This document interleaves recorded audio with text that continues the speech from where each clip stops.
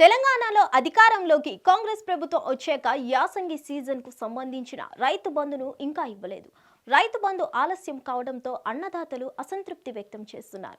కాగా ఇప్పటి వరకు ఎకరం భూమిలోపు ఉన్న వారికి డబ్బులు వేసినట్లు వ్యవసాయ శాఖ గణాంకాలు చెబుతున్నాయి. ఇప్పటికే ఆలస్యం కావడంతో నేటి నుంచి త్వరితగతిన రైతన్నల ఖాతాల్లో రైతు బంధు డబ్బులు జమ చేయాలని మంత్రి తుమ్మల నాగేశ్వరరావు ఆదేశించారు. అలాగే ఈ నెల చివరిలోపు అందరి ఖాతాల్లో డబ్బులు జమ అయ్యేలా చూడాలని మంత్రి అధికారులకు సూచించారు. దీంతో నేటి నుంచి రైతు బంధు పంపిణీ ప్రక్రియ వేగవంతం కానుంది. జిల్లా వ్యాప్తంగా 5,42,406 మంది రైతులు రైతు బంధు పథకానికి అర్హులుగా ఉన్నారు. కాగా మంత్రి ఆదేశంతో నేటి నుంచి రైతుల ఖాతాల్లో పెట్టుబడి సాయం డబ్బులను జమ చేయనున్నారు.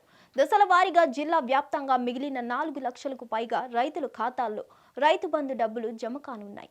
యాసంగి సీజన్ పూర్తి కావస్తున్నందున రైతు బంధు పథకం డబ్బులను జమ చేసే కార్యక్రమాన్ని ప్రభుత్వం వేగవంతంగా పూర్తి చేయాలంటున్నారు రైతన్నలు. రైతు బంధు జమ కాకపోవటం వల్ల పెట్టుబడులకు నానా ఇబ్బందులు పడుతున్నట్లు చెప్తున్నారు.